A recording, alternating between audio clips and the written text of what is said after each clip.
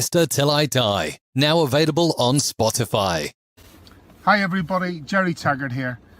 Now be sure to watch Chris and Leicester Till I Die TV by subscribing on YouTube and following them on social media for all the latest Leicester City news and information. Come on you foxes!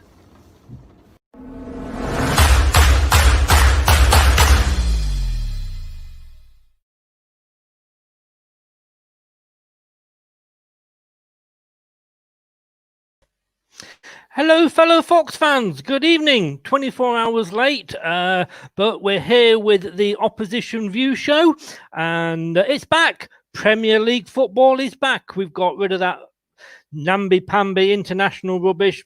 Anybody still watch it?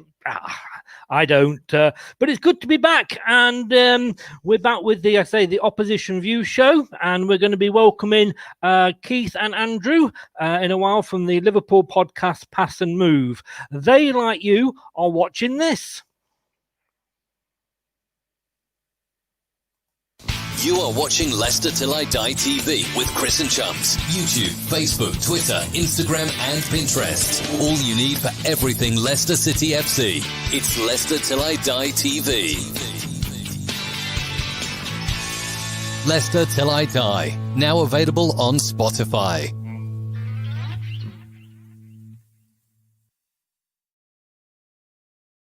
Yes, it is. We are available everywhere. If you're watching tonight, though, you're either going to be watching on YouTube, which is, of course, Leicester Till I Die TV. And if you are, guys, please give us a subscribe and give us a like and notification bell.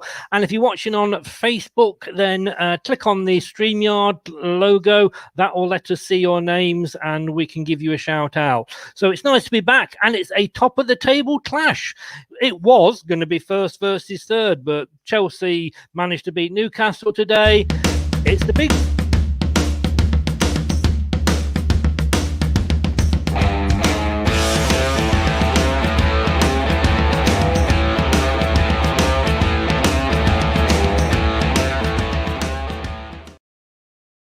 I know what you were thinking.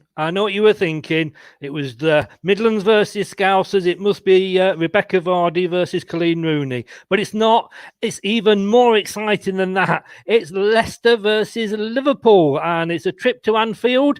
And we've got a couple of Liverpool fans with us. Andrew and Keith, like I say, from the Pass and Move podcast. So let's welcome them in and go, oh, Andrew has now become Moose. And Keith is Simo. Good afternoon, guys. Good afternoon. How are you doing? Doing very well. Doing very well. And I know. Try and hide your disappointment that it isn't Vardy again. Jamie Vardy versus Rebecca Vardy versus Colleen Rooney. But that would be a whole different court case, wouldn't it?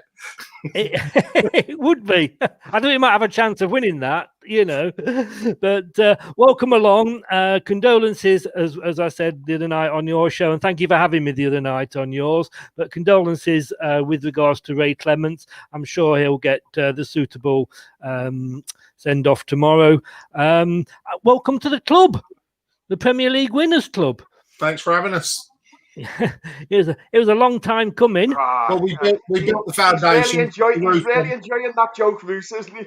Yeah, we built the foundations, Keith, put the roof on the place, and then we just let it out to some other people for a little while.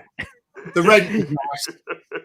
You just got bored with winning it, didn't you, all the time? We've got to give all the teams a chance. Yeah, we gave them up to Graham Souness, mate. That's what we did wrong. Yeah, I'm going to be honest. I mean, I'm one of those that I think football goes in circles. I mean, cycles. You had your good years, if you like. Then Man United had theirs. You can't stay at the top forever, but you were always a good team to watch. You were always a fair team, and I've got to be honest with you.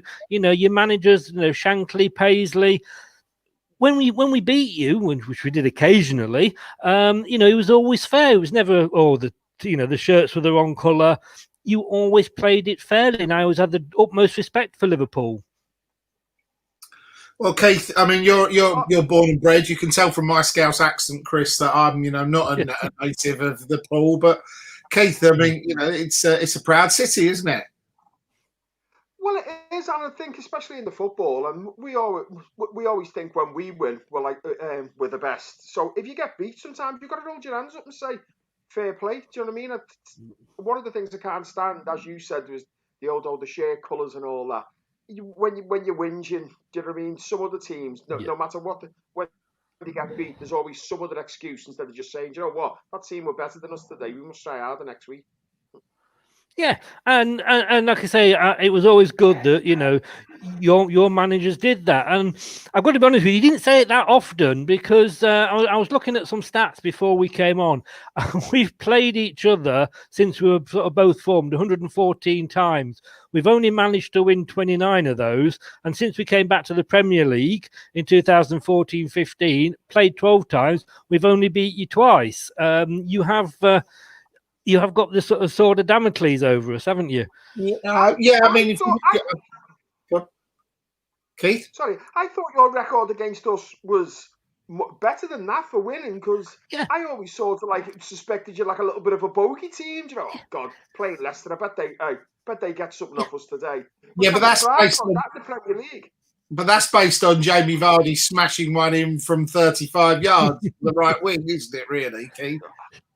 Still one of the best goals of the whole Premier. I still don't reckon he meant that day. He did mean it, don't you? But no, I have to be honest with you. I don't think he meant that. He saw your goalkeeper off the line, which, to be honest with you, that was an amazing goal. That again, you've just got to hold your hands up. Do you know when a player's on form and has got the bottle to do that from that distance out, and the keeper wasn't even that far off his line. He just backs himself in something like that, didn't he? Especially that season.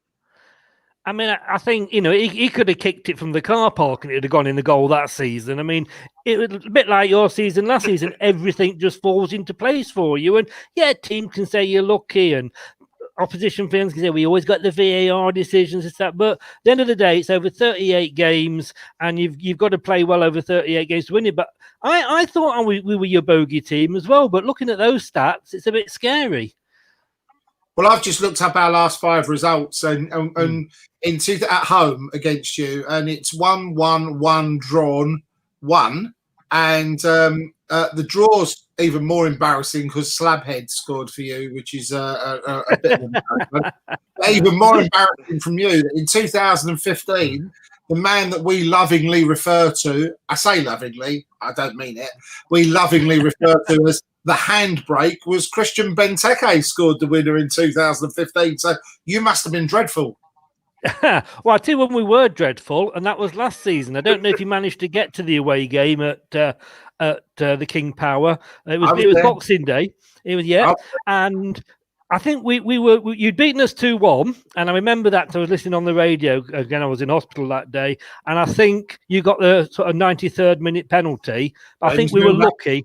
I think we were lucky to get back in that. But that 4-0, it wasn't just the fact that you beat us; it was the manner of the defeat. Well, we have that performance, Keith, up there as the modern day version of routing of Nottingham Forest, don't we? Really.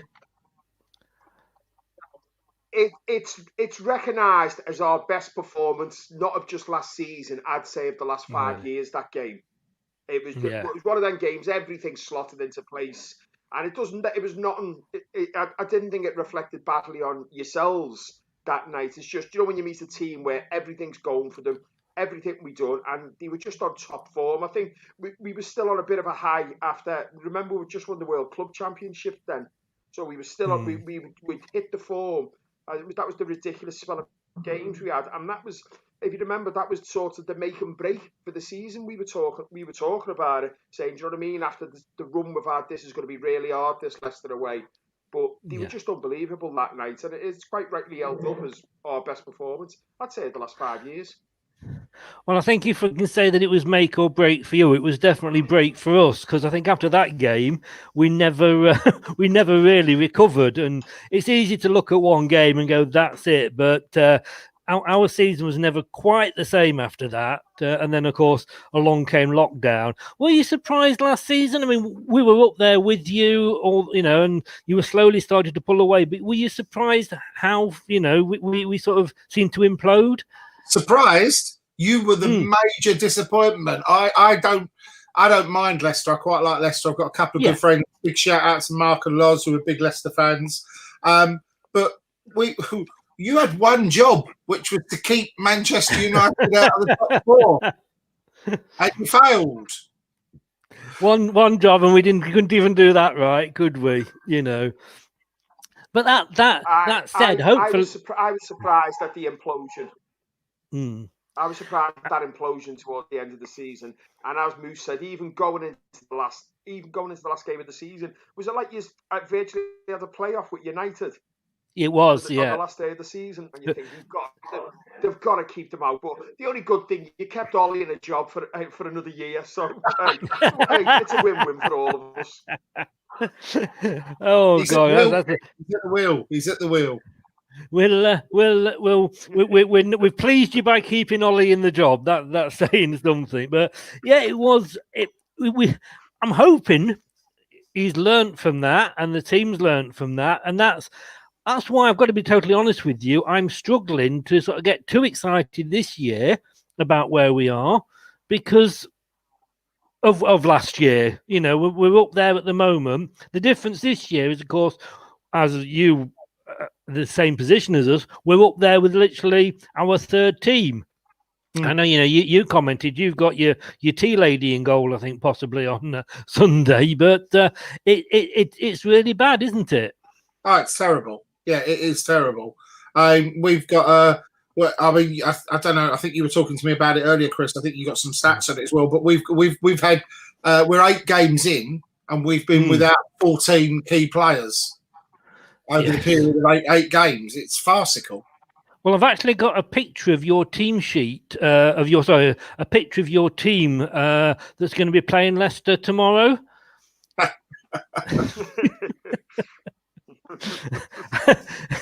Apparently, that was Everton away, wasn't it? You probably wouldn't argue with that, would you? No, we wouldn't.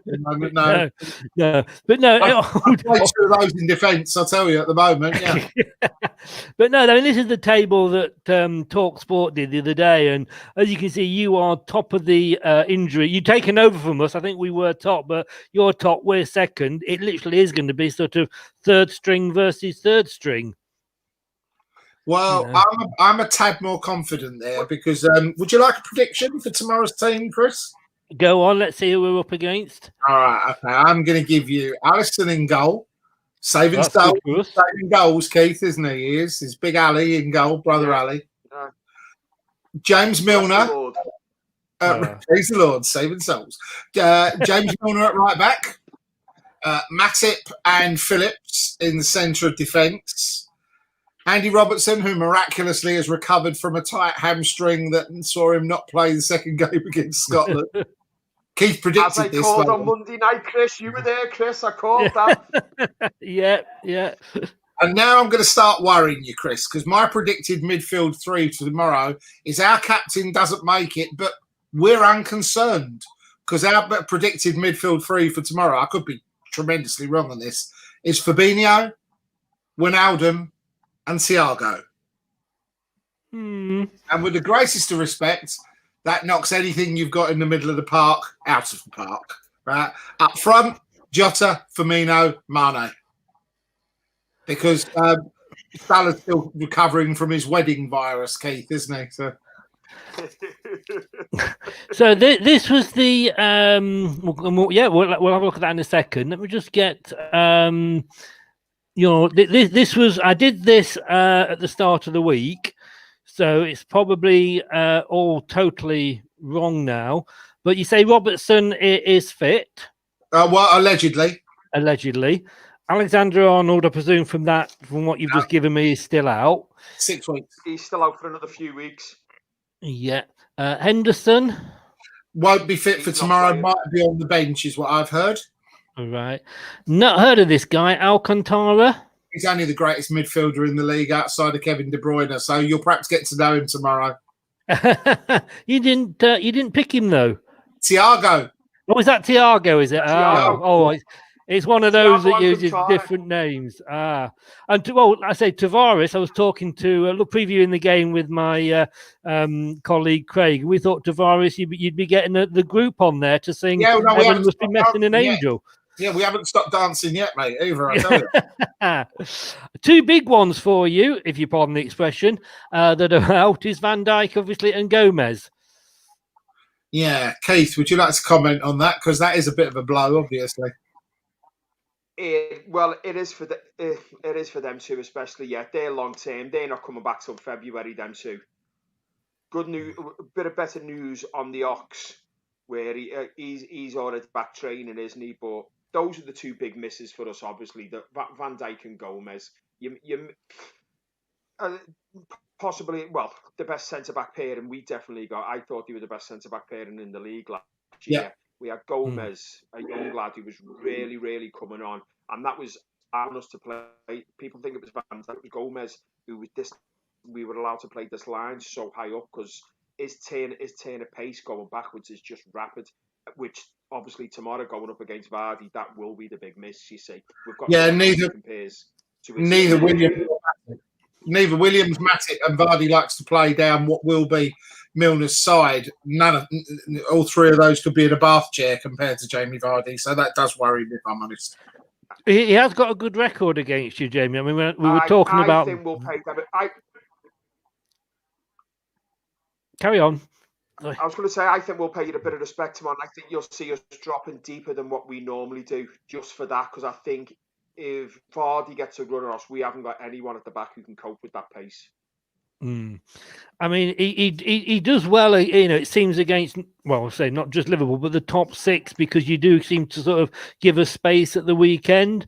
But Rodgers, and we'll come on to Rodgers sort of in a bit, but this season he's gone from sort of, for us, last season not having a plan B to this season seeming to have a plan B, C, D, E, and E. I mean, we went away to Arsenal and you looked at the team and you're thinking, oh my God, but it was a case of who we could play. And he does that there, and we soaked the pressure up and just, got you on the break.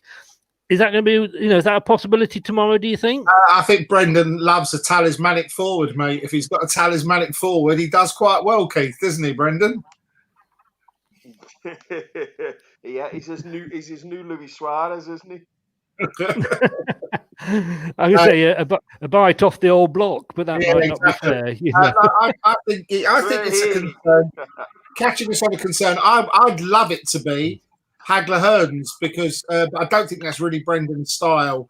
But I think Klopp will think with that front six, if that is the front six, he'll fancy outscoring Leicester. Wouldn't you, Keith? Wouldn't you thought so? I think that's the only way we'll go about it. We said this the other day. I'm hopeful. I'm hanging me hat on. We'll be the first team to win the league, conceding 50 goals, because that is the only way we've got to do now. We can't rely on the solidity at the back, what we've had for the last few years. So it might even be. I think we can say goodbye to clean sheets for the rest of the year. Yeah. But I think as long as you score more than you conceded, I mean, it's a bit like the old Aussie Ardealers at Tottenham years, wasn't it? We're going to let in 4, but we're going to score 5 at the other end. Kevin Keegan motif, yeah, exactly. Let's go on to Brendan. We can't avoid him, because I got the impression when we spoke on Monday that you maybe aren't the biggest fans of Brendan Rodgers. Do you want me to take that? I don't know. I don't know what gave you that impression. I actually like Brendan. he really did. He sort of started off, didn't he? It's his personality that, what he projects. It's what he projects, all this, the new age management, David Brent speaking that. But to be honest, mate, that the season when he got Liverpool firing and that was some of the best football you'll have seen in that season. The tune he got out of Sturridge, Suarez, the way he had the midfield going, that was brilliant to watch. The Liverpool that season, and so, do you know what I mean? We still should have won the league that year. I mean, you were literally a Gerrard slip away from winning the title, weren't you? Yeah, we were a Henderson red card away from it. Exactly. I was just going to say that. It's so overstated, that slip. It was Jordan Henderson missing for the last 3 games what cost us. Yeah. Yeah. But Brendan, I think that Brendan, when he came, was a breath of fresh air. And Brendan's middle-age crisis ruined his time at Liverpool. Brendan's get your teeth fixed, go running, pull a nice bit of skirt on the side. And Brendan became a caricature showbiz manager, and it took away from the respect and any achievement he really had. I was very pleased to see him reinvent himself in what is a pub league, but at least he went on and dominated the pub league. Yeah. And I think he's a good fit for Leicester because he's good with young, developing players. We've still got people in our team that came from, the Brendan years. Yeah. He's a good motivator in his own way. And I think perhaps he's learned from he wouldn't have learnt much in Scotland from being at Celtic at home and away, but from taking that team into European competition where he is up against far better calibre sides. I think he's learned a lot tactically from that. You've got to realise he went from a championship manager, literally, to being a Liverpool manager, and the expectation was too much. I think Celtic was excellent for Brendan. I think he's a far better manager now than he was when he was Liverpool manager. Yeah, I wouldn't argue. I think we got him. I think it's better coming to us after Celtic than coming to us straight after Liverpool, if you like. You could have been worse. You could have got David Moyes or anybody, But some managers, though, do fit well with the club. I mean, Moyes... got Roy Hodgson, like we got after Rodgers. I wasn't going to mention Roy Hodgson. I never mention Roy Hodgson. Don't. I mean, you got to look sometimes. I mean, for us, Brendan's followed Claude Puel, who had sort of the personality of my big toe, to be honest with you. But some of the young players that we've got in now that Brendan's making, good use of, were Puel signings. So, you sometimes tar these managers, but sometimes it doesn't. I mean, we've got out. Probably, did you look at us and think like, because we've obviously got rid of Ranieri, we brought Shakespeare in, he went, but we did start to go through the managers quite a bit. We didn't quite get to Roy Hodgson though. There's still time. I'm hoping not. You can have him, guys. You can have him. But it is a big game tomorrow for you, probably more than us, in the fact that this is you've equalled the all-time club record of 63 unbeaten home league games. So you're going for your 64th tomorrow, which will be the record. Now, just remind me. Here we go. Hey, come on. Let me have my moment, guys. Let me have my moment. Just remind me, who actually ended that run last time? Some team in blue from the Midlands, Coventry, wasn't it, Keith? No, I think it was. It's amazing how these things come round in football, isn't it? Was it really Leicester who ended the last run? Yeah. Is that a serious question or a sarcastic one? I never knew that, Chris. I never know it was you who's ended the last run. In all honesty, Chris, we do take very much, and the guy means it, as a Liverpool fan, and I don't know if Keith feels the same, I think he does, but we really don't give a toss about I don't care, Keith, to you. It's what goes on the mantelpiece at the end of the season that matters. Well, as you can see, I didn't even look into who broke the record for the last one. Things like that are material to us. It's nice, but it matters. You don't get a trophy for it. Yeah, it's nice. It matters to people like Jose Mourinho. It doesn't matter to us. But I think when you're looking at what Liverpool has achieved in its history and what Leicester have achieved in our history, we've got to grab at these little things, I've got to ask this. I mean, at one point, correct me if I'm wrong, but did you not hold every cup that was available virtually? Yeah, but that's just me. That was just in your house, Keith. This last season when we were the champions of everywhere. Exactly. Yes. Yeah. Well, we didn't have the Mickey Mouse or the next one up, the FA, but we were champions of England, champions of Europe, and much to everybody's in football's incredible frustration, there's been no World Club Championship, so we are still champions of the world for another year as well. You've got it for 2 years. We are going to be the longest reigning world champions ever. Exactly. Yeah, exactly. Well, to be honest with you guys, default. like I say, stop the count. I don't mind Liverpool, so I'll have to say congratulations to you on that one. But like I said before, I've got a bit of a soft spot. But what are you going to go? Let's have a look at some score predictions, because I do a bit of a score predictions with some ex-players from Leicester City, and I'm just trying to get it up now. But Steve Walsh, you may or may not know. You probably don't know some of these names, so it's okay. Steve Walsh has gone for 2-2. Steve Linux has gone for 1-1. Ian Marshall has actually gone for 3-2 to you, and I've gone for a 2-2. So we all think there's going to be goals there. Wasn't Ian Marshall a Scouser? Ian Marshall, the Oldham player. Yeah, Curly Barnett. Curly Barnett. Yeah. Curly Barnett, top around the ankle. Yeah. Yeah, I remember Ian Marshall. Yeah, exactly. Well, now, of course, now we know why he's gone for a Scouse win. You know? But I'll give you an idea. I mean, because Leicester, I'm sure Chris is aware of this. Our biggest concern tomorrow for me isn't really Jamie Vardy. That's a massive concern. But Leicester have created the least amount of chances from open play in the league this season. So a lot of set pieces and a lot of penalties. So we need to be aware of that. And set pieces with our back four is a little bit of a concern. If you want to score prediction, Chris, I think I'm going to go 4-2 to Liverpool, and it's going to be a bit Hagler-Hearns. Okay, and Keith? Well, we were predicting high scores on Monday, weren't we? So let's just hope it's not the reverse and we're going to get a 0-0. But I'm going to say, you see this is going to be a 0-0, can't you? Tomorrow, I'm going 3-0 Liverpool.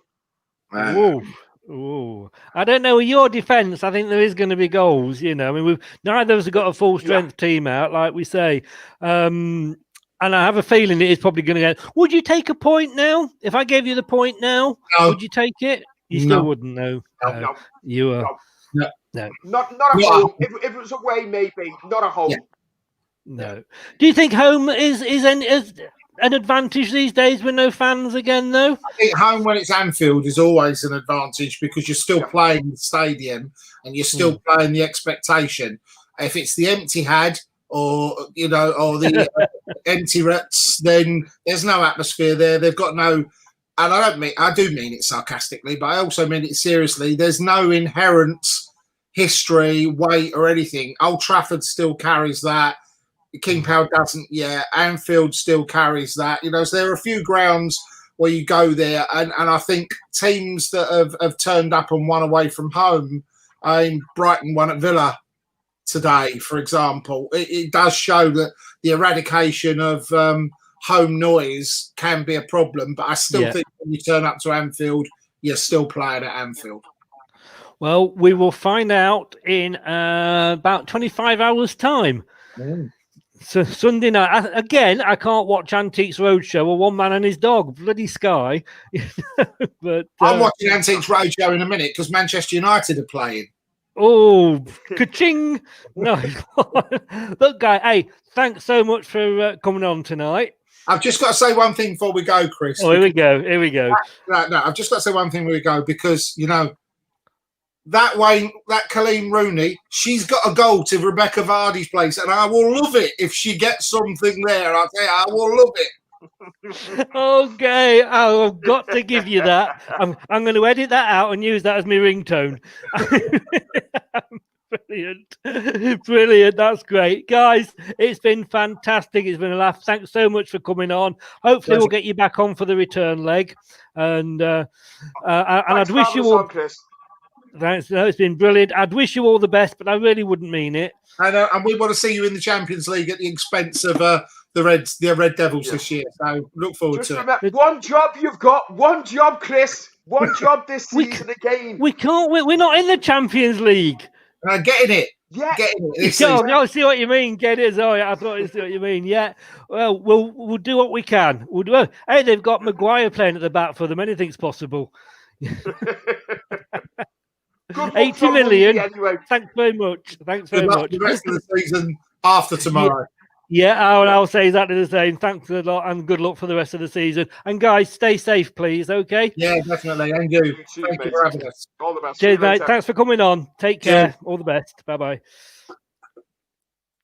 Well, that's a big thank you to Andy and to Keith there. Absolutely brilliant. Great laugh. Loved having them on. Can't speak too highly of them guys. This is going to be going live. Well, it's been going live now. If you want to catch up with us, you can catch up with us on YouTube, Leicester Till I Die TV. Please like and subscribe and click on the notifications, and then you'll always see us. And we are everywhere. We're on Spotify. So if you want to listen to us rather than see us, I don't blame you for that. I would have looked at myself here as well. So if you want to listen to us rather than watch us, we are going to be on Spotify in about an hour's time or so. And we are on Facebook, we're on Twitter. Give us a follow. It's all coming up in a minute. Thanks so much, guys. And whatever you do, let's vote for a win tomorrow. I'll see you after the game, about 30 minutes after the game, with Brad and the post-match show. All the best, guys. Please stay safe. Thank you, gentlemen. Someday I will repay you. Unless, of course, I can't find you or if I forget. Hey guys, Ian Hume here, ex-Fox in the Box. Watch Chris and Leicester Till I Die TV and follow them on social media for all the up-to-date Leicester City news and information. Cheers.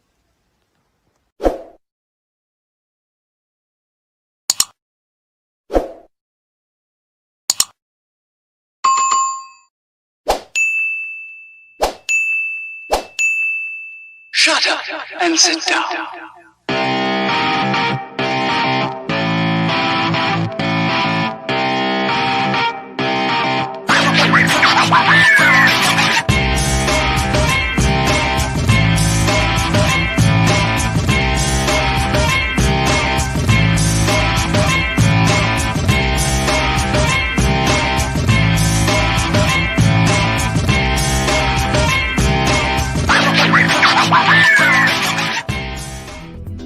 Thanks for watching.